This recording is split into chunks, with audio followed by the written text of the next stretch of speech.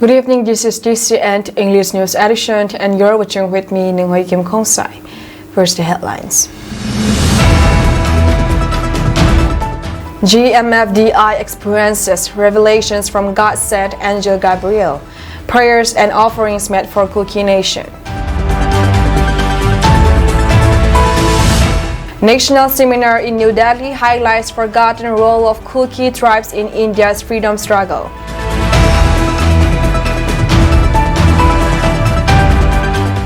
News in detail. Gospel Ministry for Disabilities India, GMFDI, experiences the deliverance of another message from God yesterday, the 4th of November 2024 at 4 p.m. served and lasted 4 hours. The believers had gathered there by 2 p.m. already, where they sing and pray and wait for the intercessions are with God. The believers say that God spoke to them by sending his angel Gabriel. The believers have experienced this type of unearthly activities many times even before the start of the conflict, where they were warned of the upcoming Manipur violence and many other things as well. In this very place, the walkers used to cast out evil spirit who possess human with the aim to take their life. God revealed through his angel Gabriel, saying, he had never revealed himself before other people or race, nor will he reveal before other nations or race in the future. He said, heavenly beings are jealous of your nation. Thousands of believers throng the place amid the heat. In this very place, miraculous works in the name of Jesus are being performed, where sick and possessed are healed, and also give deliverance to those who want to be born again. Healing prayers were made by the evangelists for the sick and needy that comes to them, so that they can pray for them and cure their physical and spiritual illness. This time, God had miraculously revealed that he had chosen Kuki Nation as his own people, and that he had blessed whoever come to him and believe in him. God sent Gabriel, said, behold, today I have witnessed the divine hand of guidance that he hath bestowed upon his beloved people, Israel. Fear not, for he shall never forsake them, despite the relentless efforts of the world to oppress them. His presence shall be their stronghold, their guiding light in the darkness of time. And to us, his chosen ones, he extends his divine blessing and spiritual guidance, that we may walk in faith and triumph over adversity. This message echoes the promise of God's unwavering support and guidance as seen in 2 Chronicles 32, verse 7 and 8, where Hezekiah reassures his people that God is with them and they shall not be defeated. Tunen kamit Israel te tasa kapui na jong namu theivin na he theive kadal hade pon ipithil su vanoi in deng jong le kiman kadin pin deng thu de povinte haji che kiman kapuya kadin pi ding hive ichepanga chu nang ho hi thagawa kapat theina changa kapui kanam deilan na hive. As God's chosen children, rejoice continually and honor him in all things. He takes pleasure in your glorifications and praise. The Almighty, who has neither poured out nor withheld his anger and word from you, is worthy of your unwavering worship.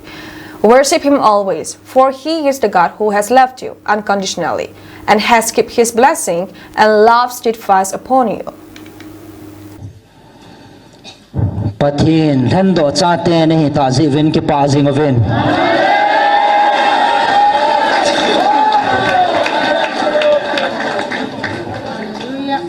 ama chai an jingoven ama na thangwa wa na chai an ji teng le chi chama ki pa na hi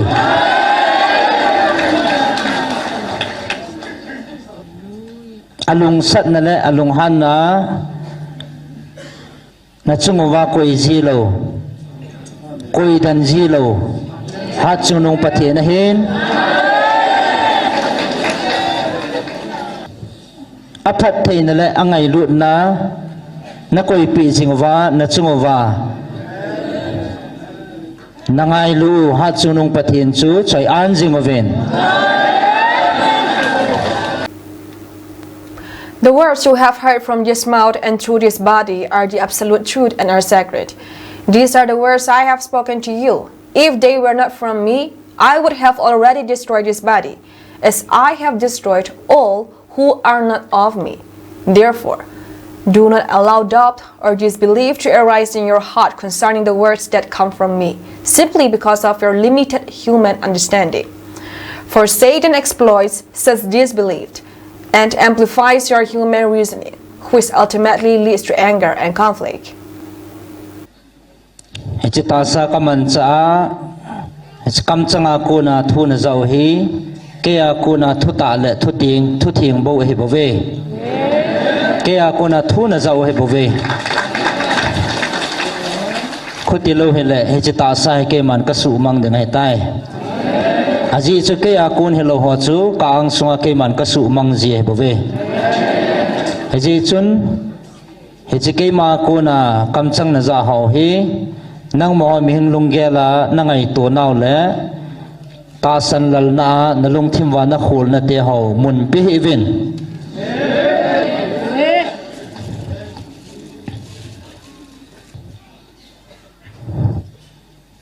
na ta sau lunggela ta san lal na mun pi hivin aji chi cha ko na chu satanin mun alo an nalung thimwa ta san lunggela su sanga lunghan le bautam na athut ding hai bove. Anyone within your nations who doesn't trust me will lead to distancing from me and my word, and this has been happening right on. Say, God sent Angel Gabriel. Nanampi sova atasan loho chunga ta sa jong gamla na chuding kaya kuna gamla na yung chuding hi hichichu nanampi wa chalpan ahi tabawe. As the Lord has been pleased with us, He promises to keep His word until forever by protecting us in whatever we do. He has entrusted us, Angel Michael, to keep guard upon us.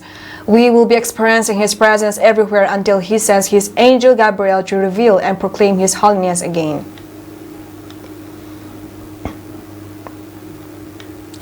On the 29th of October 2024 at the India International Center, a brief episode in the anti-colonial struggle in India was commemorated.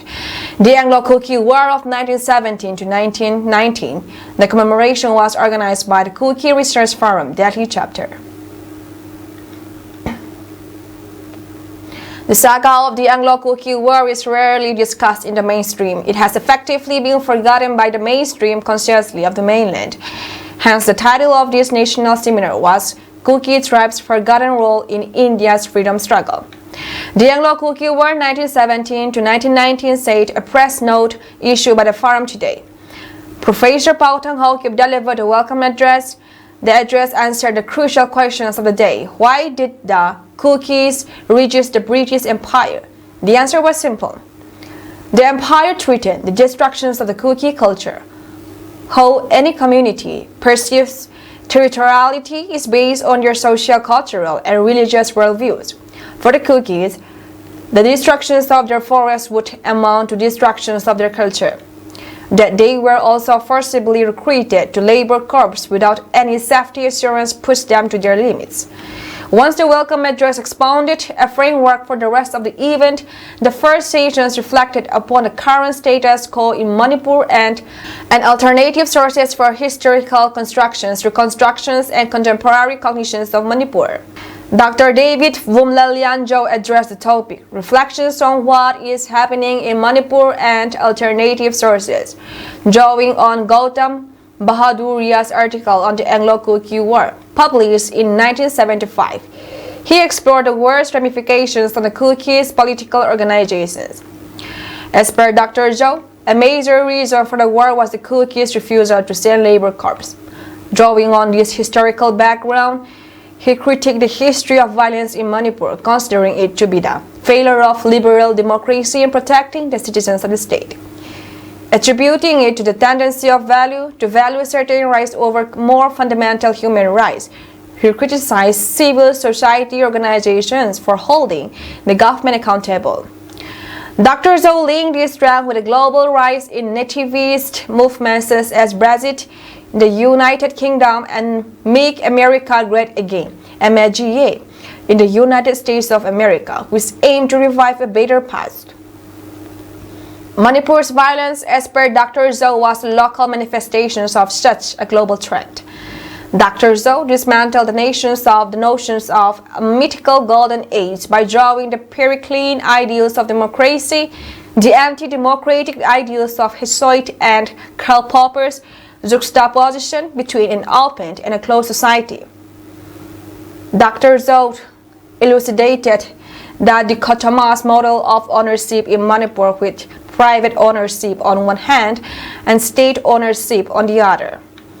Land and forest resources were held in a common pool, especially in the Manipur hills where customary practices of ownership prevail.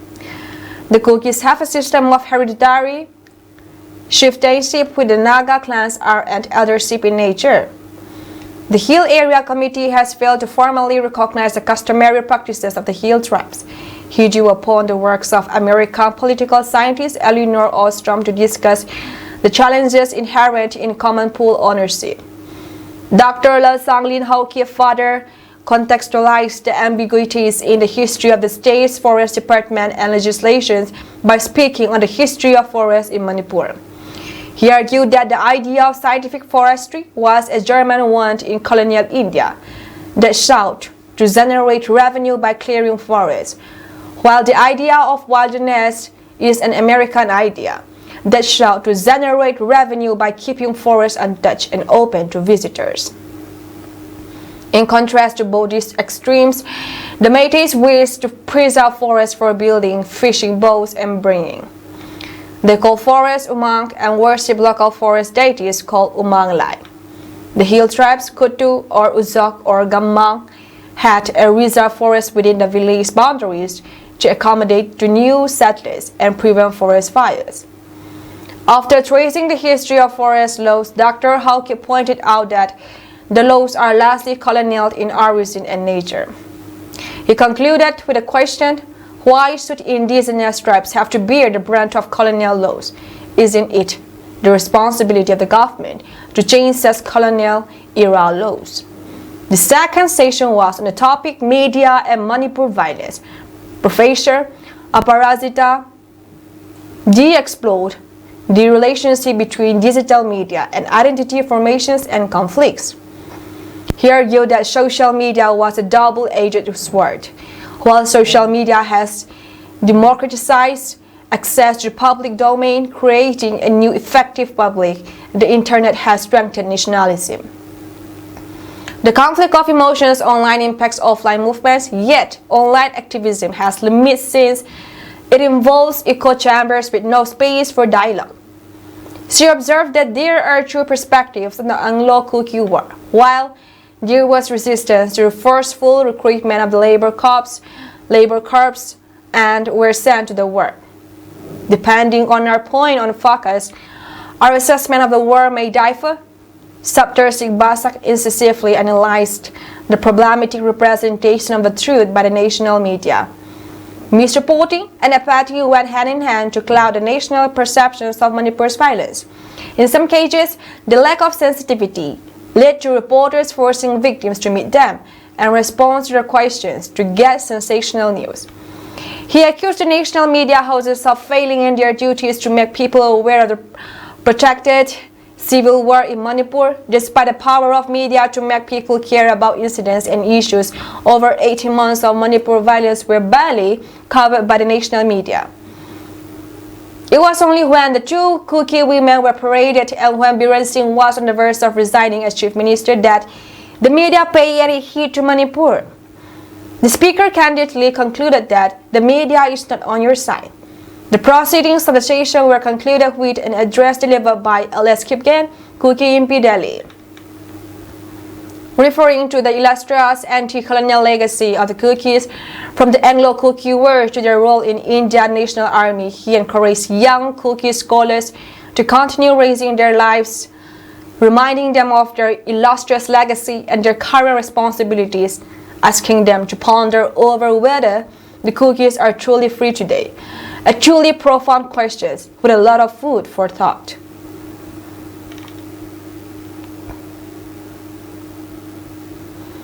The Jirebam District Police successfully rescued a 64-year-old woman from the Cookie community in Jirebam's Chandrapur Rani Ving, Babu Para yesterday. According to a report from Manipur Police Control Room, the elderly woman has been identified as Hoinu Vaipe. Local residents informed the Jirebam District Police of her presence around noon, following which she was safely escorted by the police and reunited with her family, Manipur Police said. In a video message, Jirebam SPK Ace Robin Shun expressed gratitude towards local civil society organizations, members of the Mayra Paipi, and volunteers for their collaborations with law enforcement in maintaining peace. Highlighting the recent rescue, he acknowledged the role of the CSOs and locals who informed the police, facilitating the women's safe transfer.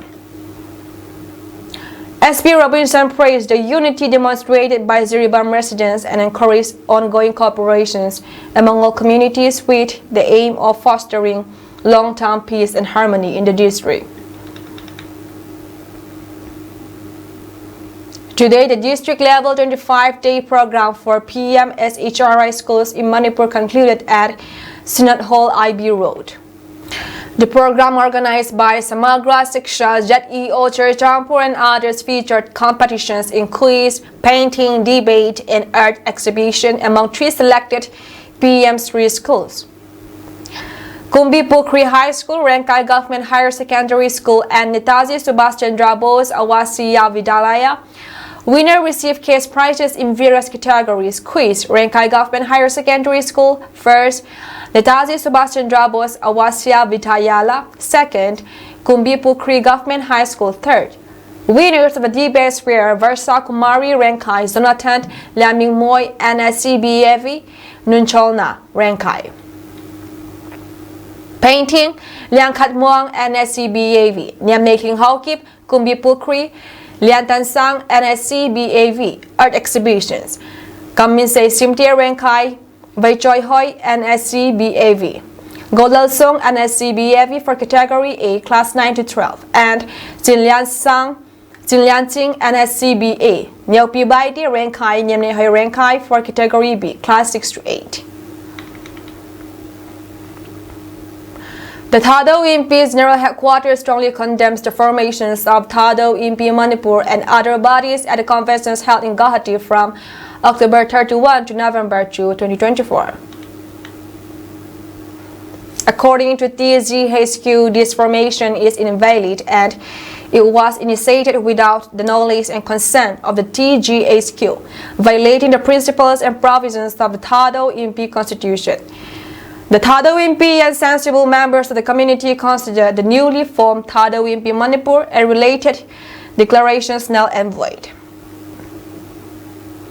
Its key points include unconstitutional formations of Thado Impi Manipur and other bodies, lack of knowledge and consent from TGHQ, violations of Thado Impi Constitution's principles and provisions, declarations made at the conventions deemed null and void.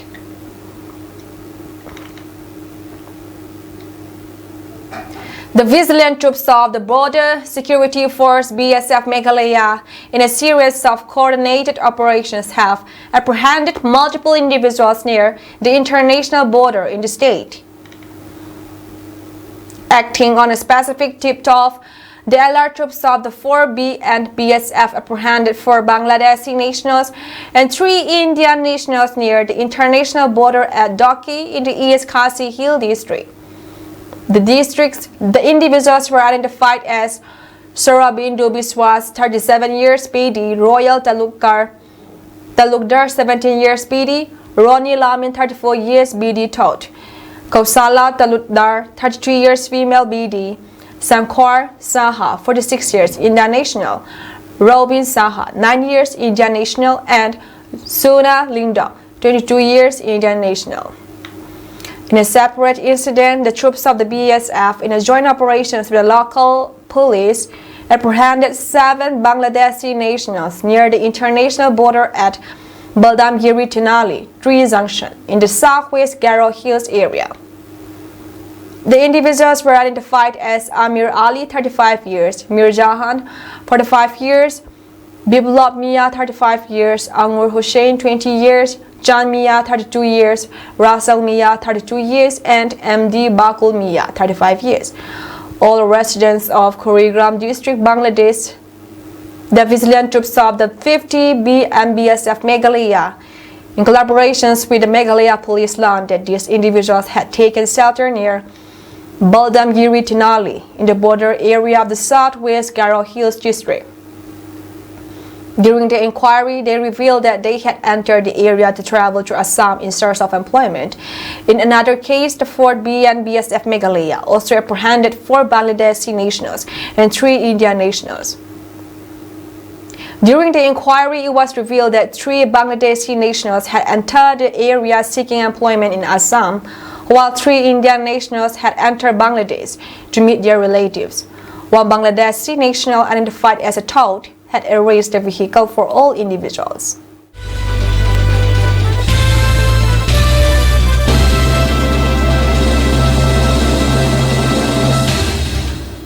Not all privately owned properties qualified as community resources that the state can take over for the common good, the Supreme Court said in a landmark verdict today. The 9 Just Constitutions bench led by Chief Justice of India D.Y. Chandrachud delivered the judgment on the vexed issue with an 8-1 majority. 3 judgments were authored. The Chief Justice wrote 1 for himself and 6 colleagues. Justice B.V. Nagaratna wrote a concurrent but separate judgment, and Justice Sudhanshu Dhulia dissented. The case relates to Article 31C of the Constitution that protects laws made by the state to fulfill directive principles of state policy, guidelines the Constitution lays down for governments to follow while making laws and policies. Among the laws that Article 31C protects is Article 39B. Article 39B lays down that the state shall direct its policy towards ensuring that the ownership and control of the material resources of the community are so distributed as best to subserve the common good. On this, the Chief Justice remarked, "Thus, material resources of a community used in 39B include privately owned resources?" Theoretically, the answer is yes. The first may include privately owned resources. However, this court is unable to subscribe itself to minority view of Justice E.R. Ind Ranganath Reddy. We hold that not every resource owned by an individual can be considered a material resource of a community only because it meets the qualifier of material needs. The inquiry about the resource in question falls under 39B must be context-specific and subject to a not exhaustive list of factors such as nature of resource, the characteristics, the impact of the resource on the well-being of the community, the scarcity of resources, and consequences of such a resource being concentrated in the hands of private players. The public trust doctrine involved by this court may also help identify resources which fall under the ambit of material resources of a community, he added.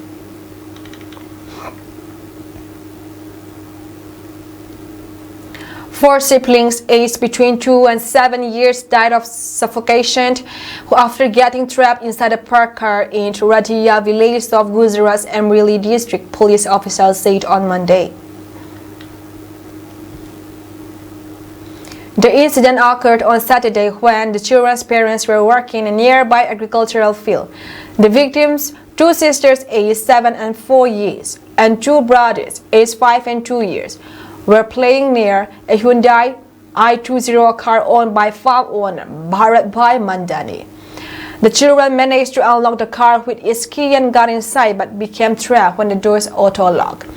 They were unable to unlock the doors and died due to suffocation, said Himkar Singh, SP of Amreli. The bodies were discovered only when their parents returned from work in the evening. The farm owner immediately informed the village Sarpanch and the police. The bodies were taken to Amreli Hospital for post-mortem examination. The couple, who migrated from Madhya Pradesh seeking agricultural work at Mandani's farm, has a total of 7 children. Arrangements were made to transport the Biri family back to their native place, said police.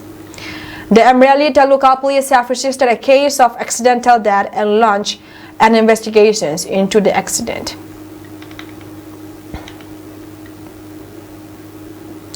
A MiG-29 fighter jet of the Indian Air Force crashed today near Agra in Uttar Pradesh after encountering a system malfunction.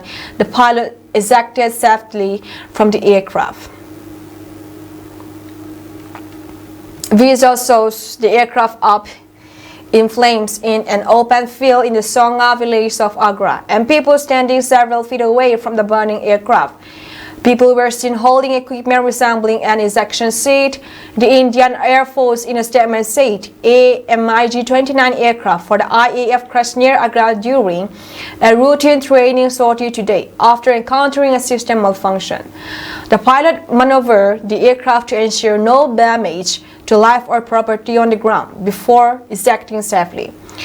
An inquiry has been ordered by the IAF to ascertain the cause of the accident. MiG-29 NATO named Fulcrum and India named Baz is an air superiority fighter jet originating in Soviet Russia. It was formally inducted into the Indian Air Force in 1987. They have a relatively safer track record. Report says this was the upgraded version of the fighter jet, the MiG-29 UPZ. This is the second MiG-29 crash in 2 months. Earlier in September, a MiG-29 faced a technical snag in Rajasthan's Barmer during a routine night sortie and crashed. The pilot ejected safely. The K-360-00 ejection seat is on board the MiG-29 fighter jet. It is considered one of the most advanced ejection seats in the world and is also deployed on Air Force Su-30 MKI fighter jets. The seats are designed to eject pilots from zero position, that is stationary position, to a considerable height to deploy parachutes. Zero position refers to zero altitude or zero speed. The development of Martin Barker 00 ejection seat by the British the West eventually led to development of 00 seats by the Soviets. The Tejas fighter jet has the Martin Barker 00 ejection seat deployed. The 00 capability was developed to help pilots escape unrecoverable situations during low altitude or low speed flights and ground mistakes during takeoff or landing.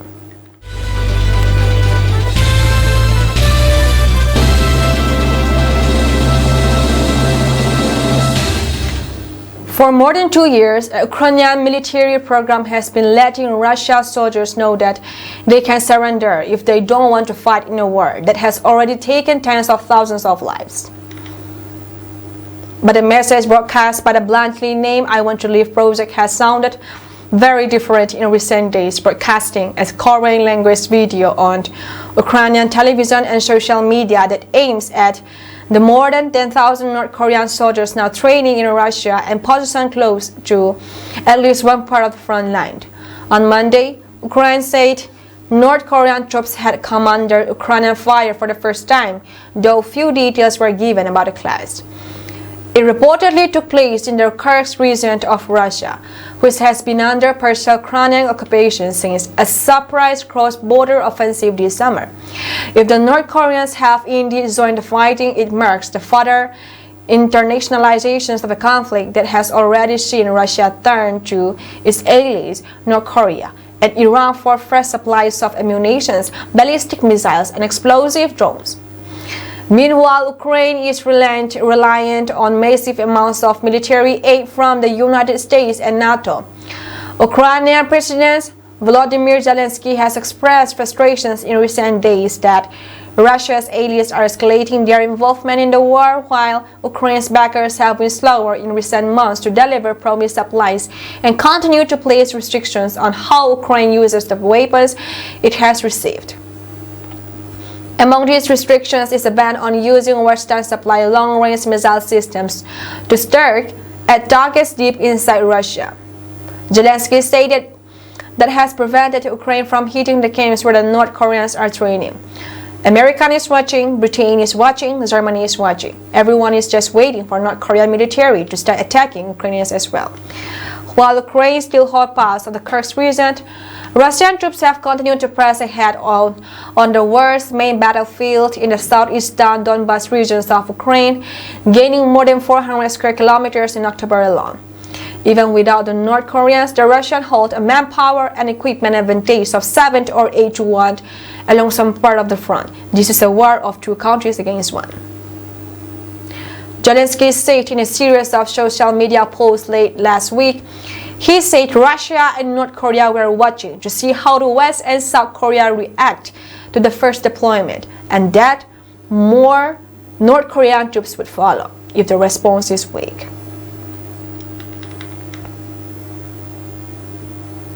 As the elections nears, betting markets have tightened, with Betfair giving Trump a 60% chance of winning over Harris 40%.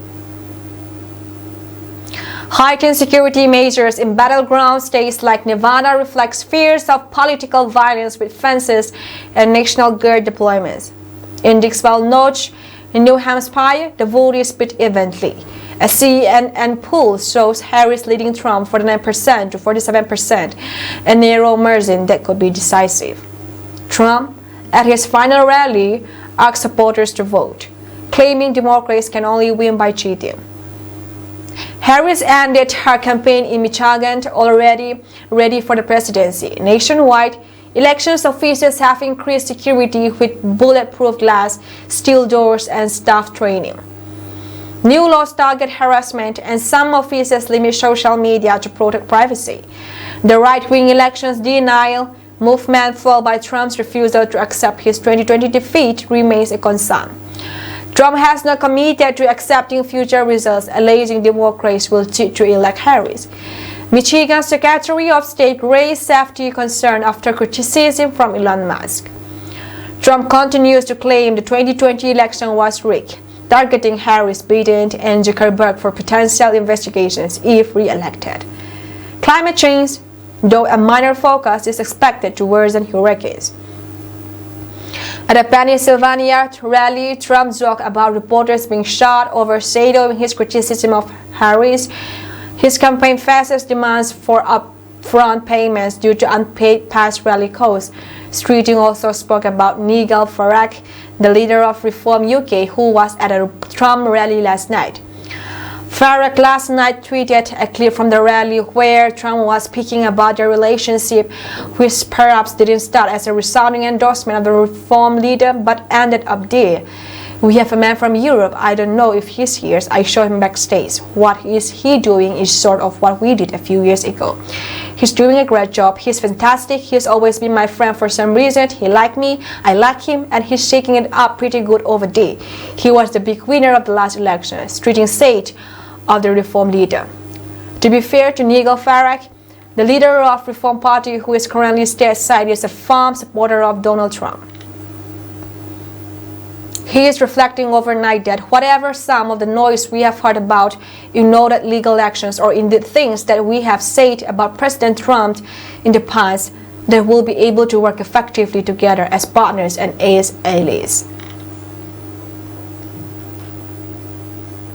Iran is preparing a counterattack on Israel using more powerful warheads and other weaponry, according to a report on Sunday by the Wall Street Journal, which cited Iranian and Arab officials familiar with the plans. Iran's response is anticipated to go beyond missiles and drones, according to the WSJ, which emphasized that it remains to be seen whether the threats are real or just tough talk. Iran's Islamic Revolutionary Guard Corps said on Sunday that the country would certainly launch a new attack against Israel, a day after its supreme leader Ayatollah Ali Khamenei vowed a harsh retaliation. Details cannot be discussed, but it will certainly be carried out. Ali Fadavi, the IRGC's deputy commander-in-chief, was cited as saying by the Iran's semi-official Iranian Students News Agency. ISNA reported that the potential attack is likely to be named Operation True Promise 3, following previous missile strikes on Israel in April and October. On Saturday, Khamenei said that Tehran and his original allies will provide a crushing response to both Israel and the United States. Israel's 26 October attack on Iran, which involved over 100 fighter jets targeting military sites across Iran, killed 5 people, including 1 civilian. Also on Sunday, Israel's military said it had captured a Syrian spy for Iran and had thwarted an alleged planned attack by what it described as Iranian terror networks. It identified the suspect as Ali Suleiman al-Asri, a Syrian citizen living in the area of southern village of Saida.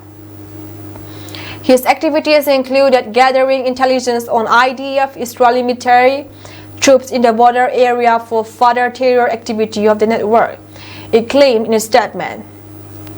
The military said the operation took place in recent months, aiding that the Syrian citizens was detained and transferred for interrogations in Israel. It claimed operations prevented a future attack and led to exposure of the operational methods of Iranian terror network located near the occupied Golan Heights. The Syrian Observatory for Human Rights, a Britain-based war monitor, had previously reported that Israel has seized a Syrian man on 19 July. Israeli forces detained a citizen who worked as a driver to transport meal to the capital Damascus, the war monitor said in July. It added that the Syrian was detained in the village of Al-Razatiyah, in a southern province bordering the Golan Heights, which was occupied by Israel in 1967. That's all from us tonight, and we thank you for joining our program.